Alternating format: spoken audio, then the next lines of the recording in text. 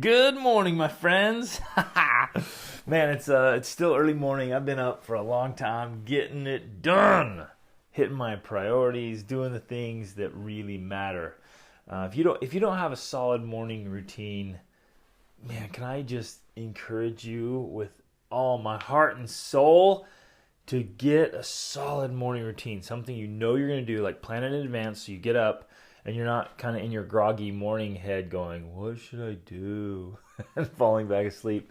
Like, get up, get going, know what you're working on, why you're working on it, be excited about it, and make things happen. It is such a powerful way to start your days, and of course, direct the course of your life.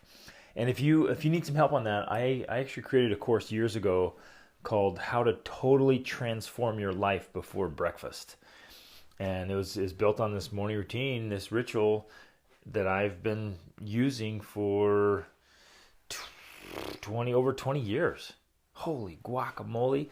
It just works, and it's powerful, and it's exciting. It's awesome. When you start your days like that, it really helps them go better. So get on that thing. Man, life is so fun and exciting. I had an incredible event I went to, a training out in California that was just so awesome, with some great people, great friends, and learning great stuff. And then coaching like crazy. It's going amazing, getting new clients. My schedule's all filled up, and things are awesome. I got a few slots left, so if you're ready to level up your life, it is such a joy. I can't even tell you, and like, you know this, right? It is such a joy to help other people. I hope you're doing something every day that is fulfilling and exciting for you, that helps other people. Anything. Even, of course, if you're a parent, you're doing that.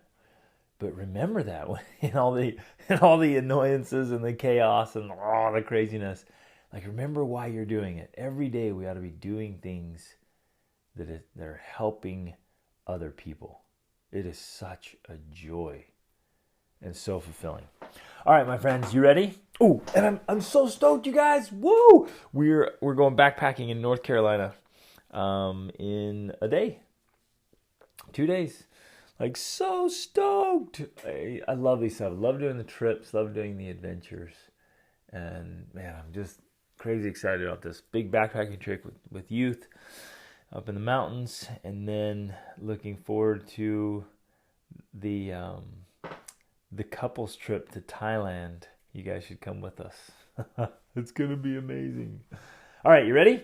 Today, we are talking about how to be positive in a negative world.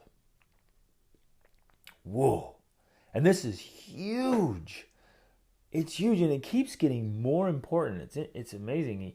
You think the world's so negative and pessimistic and dark, and it keeps getting more negative and culturally getting negative, and there's just negativity all around, and people are just drowning in the darkness. And I've been there. So like this, you've heard part of my story, my journey, if you're listening to the podcast. Like, I was in a place where I really struggled with positivity and optimism. I really did. Because all I could see was negativity. And I was surrounded by it. Even, at a younger age, when there was, divorces and fighting going on at home and poverty, I was surrounded in that. And as a kid, you're just like, you're happy to play with whatever you got.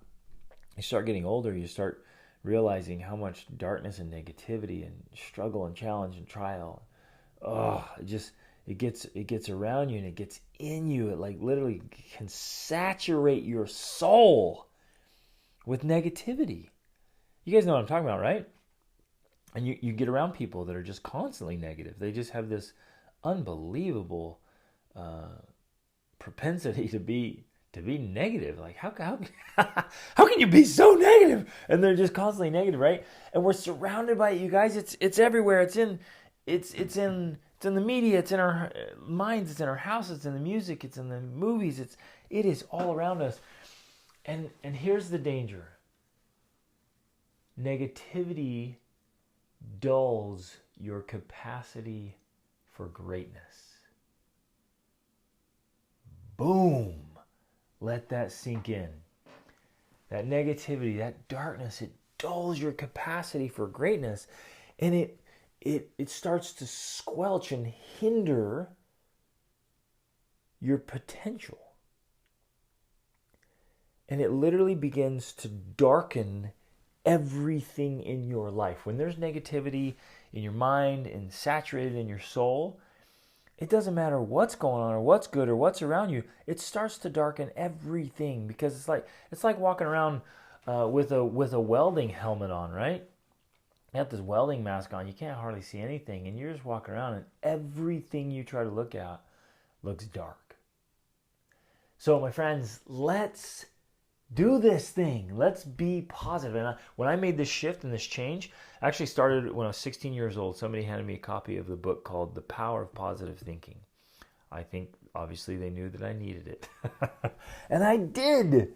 And it started to transform the way I see life. And now I am a pure, bona fide optimist.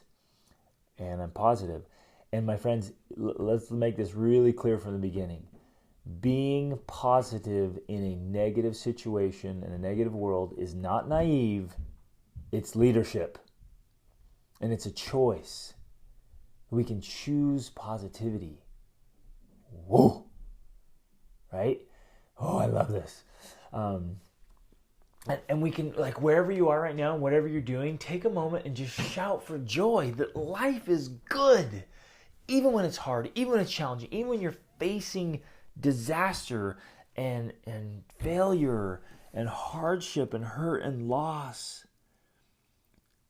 Shout for joy that you literally right now, you're listening to this. If you're taking a breath that's giving you another moment of life, shout for joy.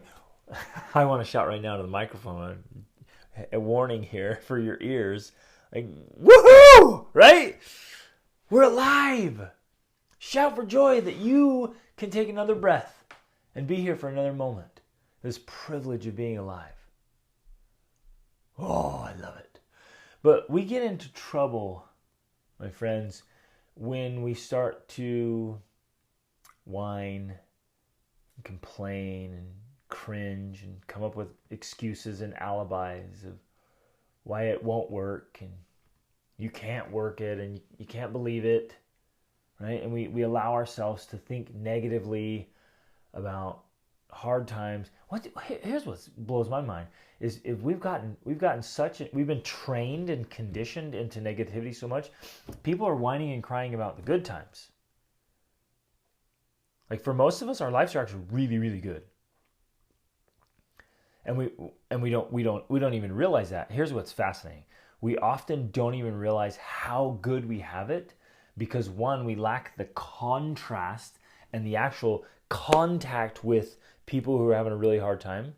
Like, if you go into a refugee camp, or you go in the shanty towns where I've been in Casablanca, or into the ghettos, the projects, the slums, the leprosy colonies in India where I've been, and the invasiones, just these little huts, this group of people who have nothing in Peru, and so they go into the desert and they just claim a piece of the desert and build their little shacks.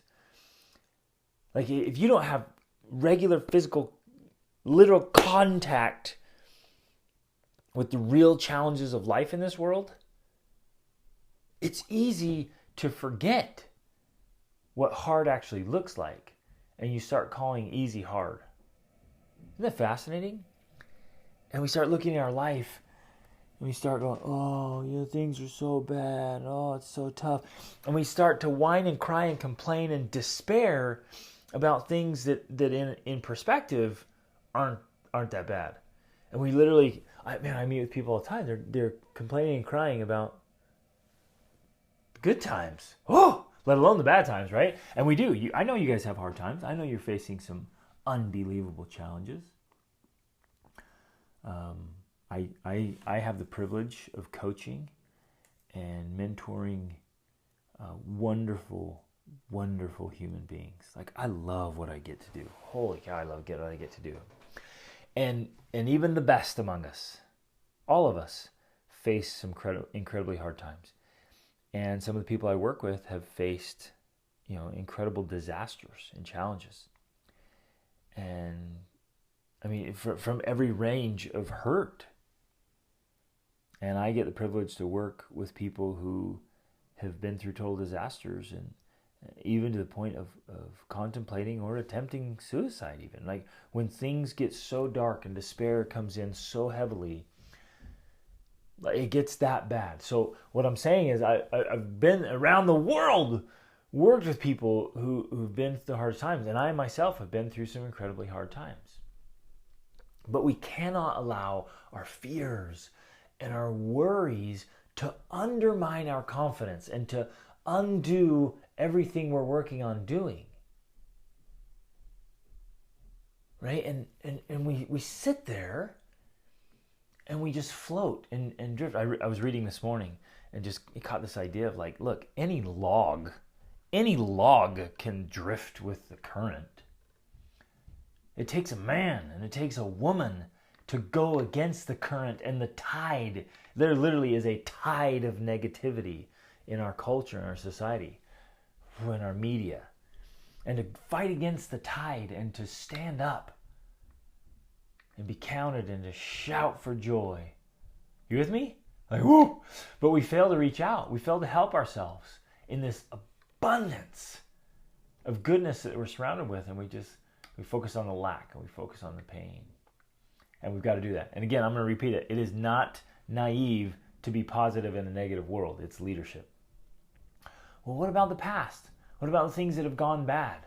Right? What about all the bad things that happened? I've tried that before. That's what's interesting. That was one thing that really took a big toll on me, was thinking negatively about the past. And my friends, there's nothing, not a single thing that any of us can do to change the past. It is gone. What happened yesterday, it might as well have happened 1,000,000 years ago. It is gone. You cannot change the past. The only thing you can do is change the way you see the past. Like Emerson said, your eyes are in your forehead, not your hind-head. Right? We look forward, and if we ever look back, it is to glance back for perspective and lessons and ways to live better in the present and in the future. If we are constantly looking back, especially with negativity and pessimism and darkness, it literally is going to prevent us from living a positive present and future. So then we begs the question, my friends, how does one stay positive in a world that is so negative? And honestly, when it's so easy and tempting to be negative. It is, isn't it, you guys? It's easy. It's easy to slip into that. It's easy to look at the negative things. It's actually really easy to become a cynic. Think about that. Look around, right? Look around. We could just as easily have a podcast episode here about, how negative things are, how bad things are, how dark things are, how so many people, you can't trust them, and the world's gone down the drain, in the toilet, and all these dark things that happen. It's so easy to do that. It's so easy to see that. And have you ever had this experience where you get together with friends and the conversation quickly turns to how bad things are? And that thing can go on for hours and hours of just like how bad everything is. It's easy and tempting to do that. But like William Jordan said, he said, an optimist is a person who has succeeded in associating with humanity for some time without becoming a cynic.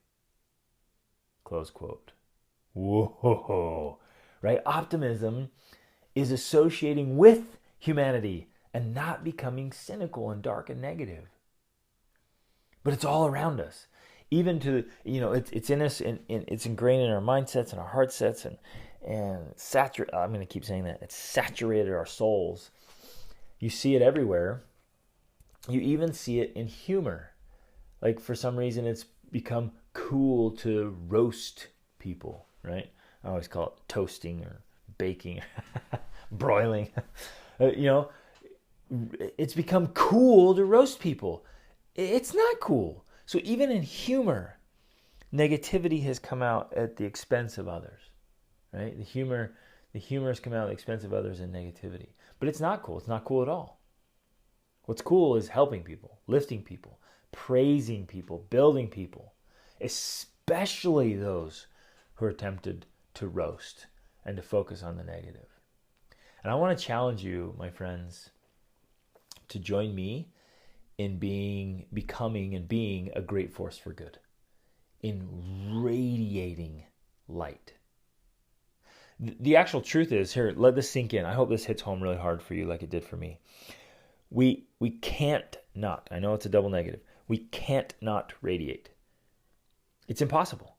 You are radiating constantly, endlessly, always. So am I. And we don't radiate what we do, we don't radiate what we say, we radiate most who we are. At every moment of every day, you are radiating what you are. And here's the coolest and most exciting piece of that is we get to choose. We get to choose who we are. And we can make those changes from the inside out and from the outside in. But we get to choose who we are and who we're becoming. But we cannot opt out. It is impossible to opt out of radiation. Right? We're constantly radiating. And so what we're absorbing and what we're radiating, we got to have that filter up and filter what we absorb and push out the goodness we want to radiate into the world, right?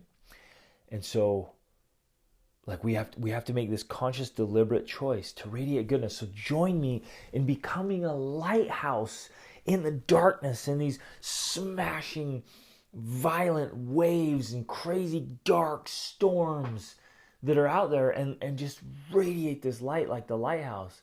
Like, no, we're going to choose optimism. We're going to choose happiness. We're going to choose positivity, and we're going to spread it because positivity is infectious. It's there's a better word than that. It's contagious.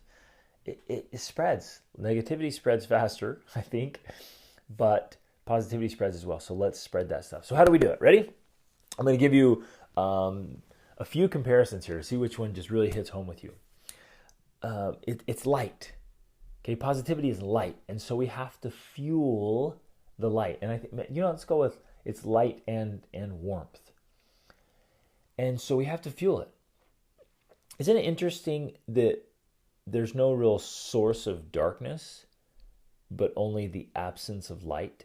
And whenever we flip on a light, darkness flees. Like you walk into a dark room, and all you got to do is flip on that light, and darkness goes away. It's gone. It's eliminated. Isn't that powerful? Isn't it beautiful?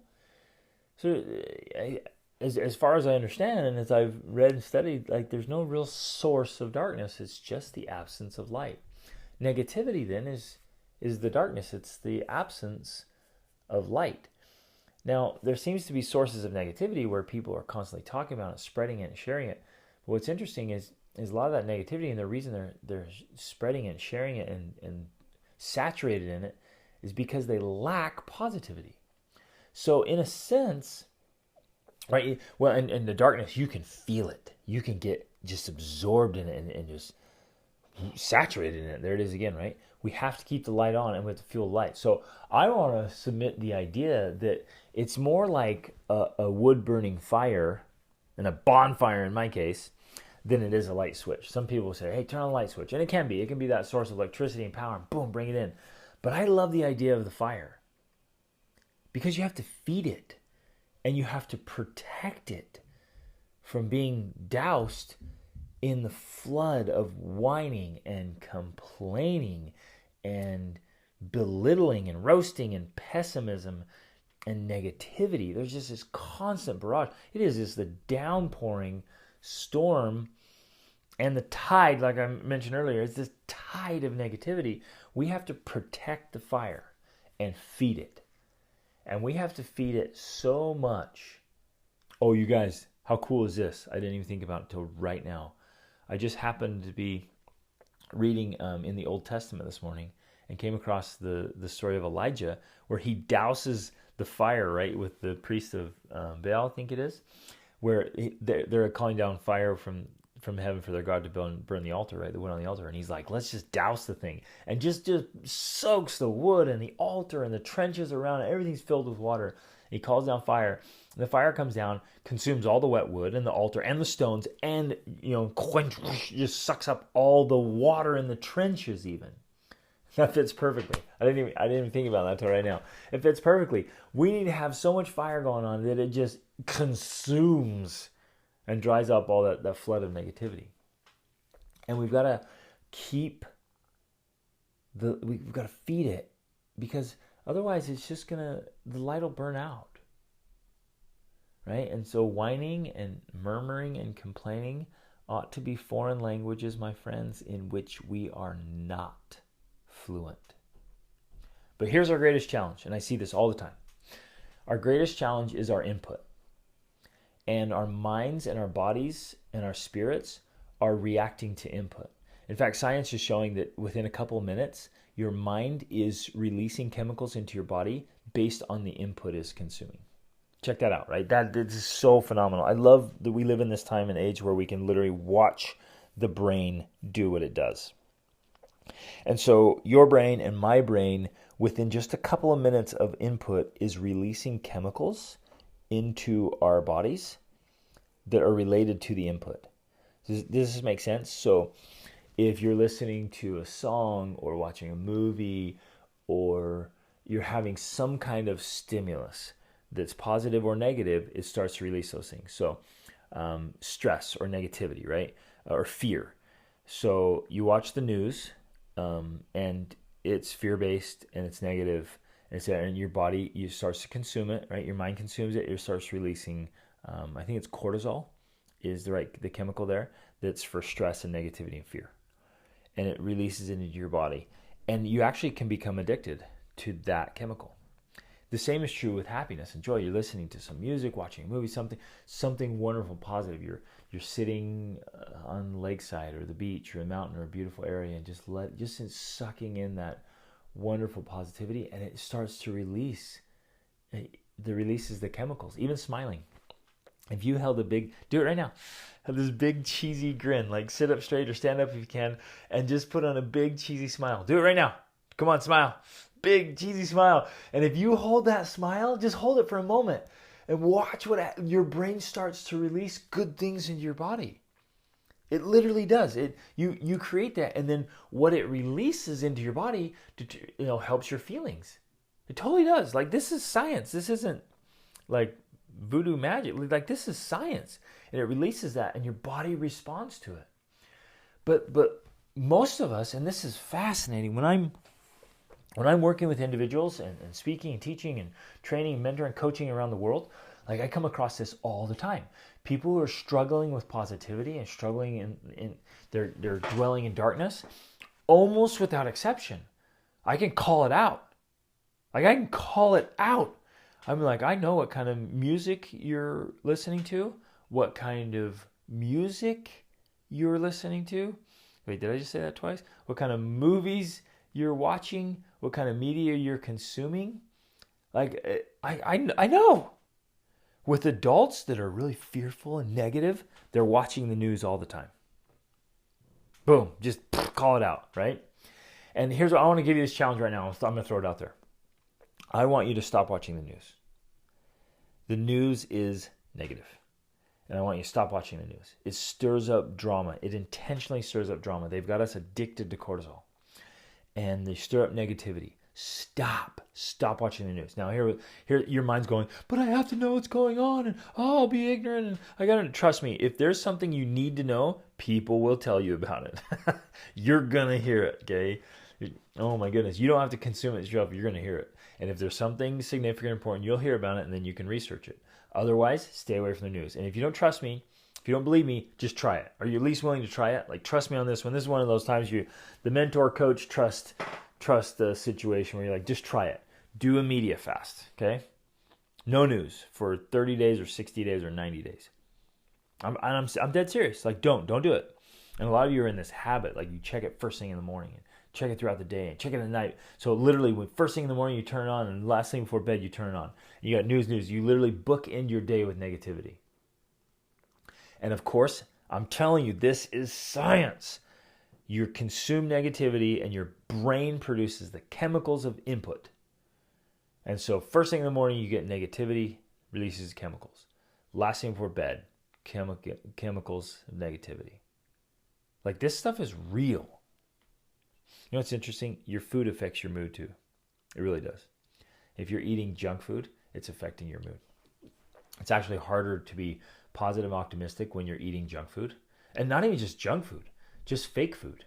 If you're eating processed foods and these chemicals that are in there, like again, science. This is all research based, my friends. You could geek out on this and get all this research. Like the very first things, when somebody comes to me and they're saying they're depressed or anxious, first thing I'm looking at is their input, what they're eating and what they're consuming. And it's like, it's science. I mean, it's there. So, and one of my coaching clients, just awesome, love this family. They're the best. And they realize, you know what, we're allowing TV to affect our lives too much. And so, you know, I challenged them to take the TV, get rid of it, and they went and put it in their storage unit. They took all the TVs out of their house, went and put them in the storage unit. And I've been challenging families to do that for 2 decades. Rachel and I have never had a TV in our family.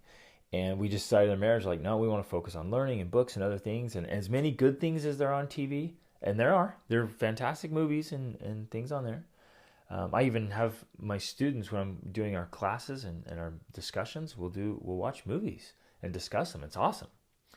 But for as much good as there is on there, there's so much negativity. And you guys, those TV series and TV shows, they are strategically designed.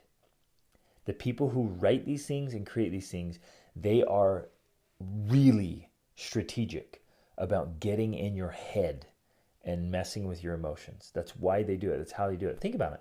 When you know these TV series and you get to the end and they just leave you this cliffhanger, you have to watch the next one. And they're intentionally trying to get in your head. And they're good at it. They're masters. Like, this is what they do full time. This is their world, is to create something that gets in your head. That's what they do, right? And you know that. I mean, it's obvious. Like, you watch a movie and you're just sucked into it. Like, whoa. I mean, that's what they're doing. But we've got to be more careful about just allowing people to get in our heads. Music, movies, books, magazines, etc., commercials, advertising, etc., etc., etc. So, media fast, my friend, from social media. If social media has gotten control of your life, your music is negative. Like, even my own kids will turn on a song and be like, this is a great song, and I'll listen to the lyrics. I'll be like, guys, do you hear what this is saying? Like, no, we're not paying attention to that. We just like the song. I'm like, whoa, wait a minute. Did you hear what that just said? It is so negative. And it's a catchy, right? They try to make music catchy.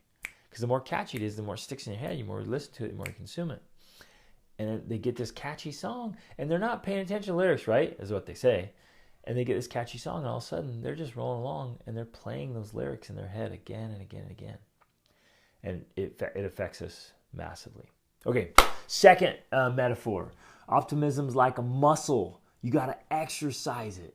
We need to be working this thing out. We need to do our regular exercises, right? Exercise only works if you do it regularly, consistently, and vigorously. So you go to the gym every once in a while, or once a week. It's not going to do much for you. You have to schedule it. You have to plan it. You have to put it on your calendar. You have to check it off your to-do list. The same with optimism. Make it a muscle. Exercise this stuff. Look for it.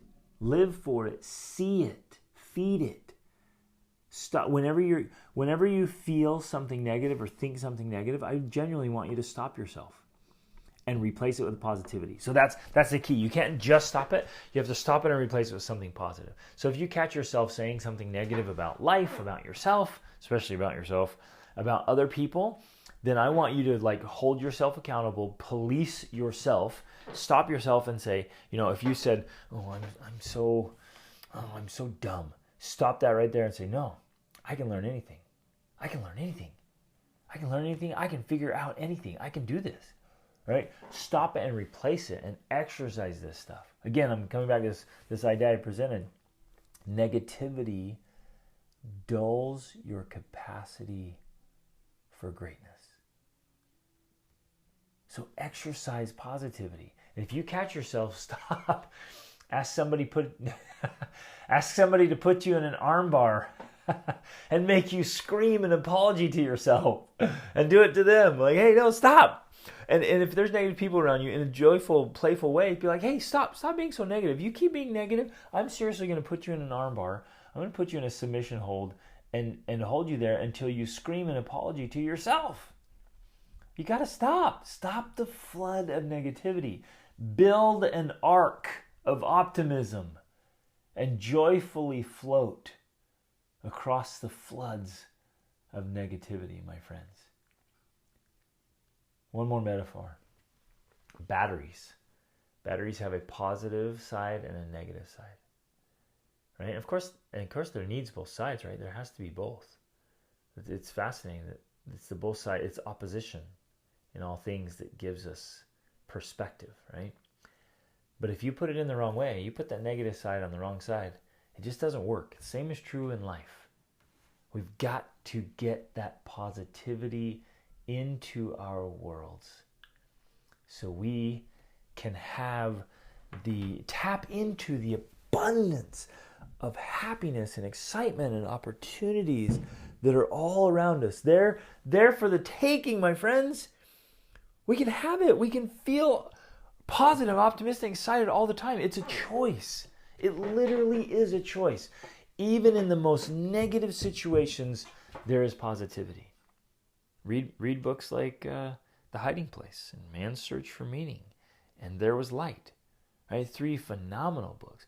Goodness, even Unbroken, right? Those are all World War II books where they were in some of the darkest situations ever and still found positivity. We can do it. We have to just practice it. Everything's trainable. Everything is trainable. Optimism is trainable. It's learnable. So feed that fire. Fuel it. Protect it. Exercise those muscles. The optimism muscles. And be diligent and deliberate and intentional about it. Set some alarms if you have to. Lots of alarms if you have to. And set up consequences and catch yourself. If you're negative, stop it and replace it. And watch what happens. Watch what happens to you, the way you feel about yourself, the way you feel about life, the way you feel about your circumstances and situations, the way you feel about other people, and watch what happens to other people. Watch what happens to the people around you when you start to radiate optimism. Oh, it's amazing. You guys, I love you. Awesome is always an option. Reach upward.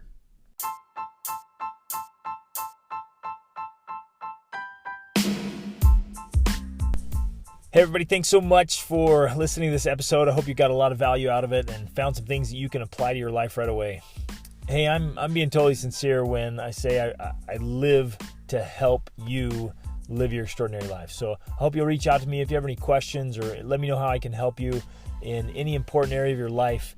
And in fact, this podcast is brought to you by the School of Awesome Sauce monthly coaching program.